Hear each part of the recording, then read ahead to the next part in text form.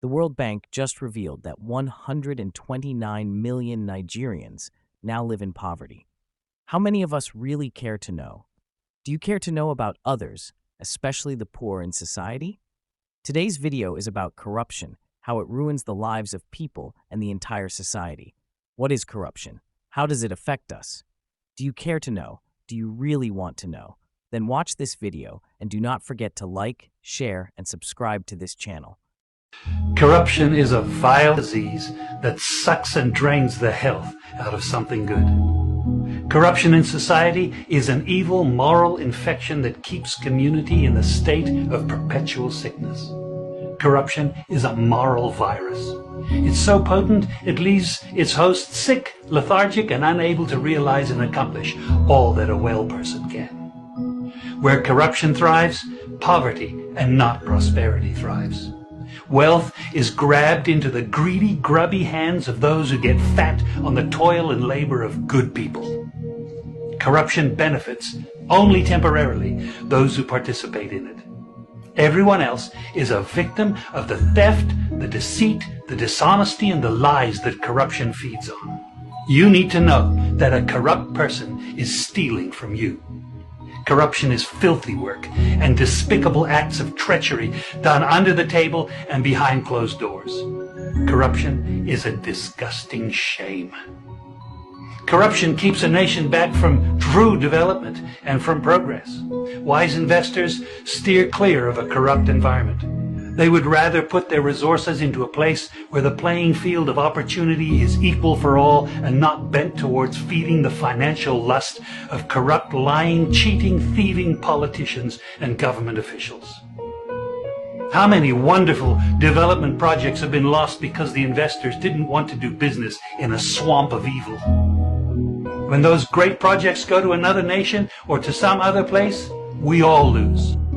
Believe me when I tell you that corruption steals from you, it steals from all of us. Corruption plunders the nation's wealth. Corrupt people compromise on truth, equity, and fairness, choosing instead to feed off the short-term benefits of crookedness, exploitation, and financial perversion. Corruption is not just a personal matter, it's a culture. It's a way of life, not just for individual people, but for companies, communities, governments, and nations.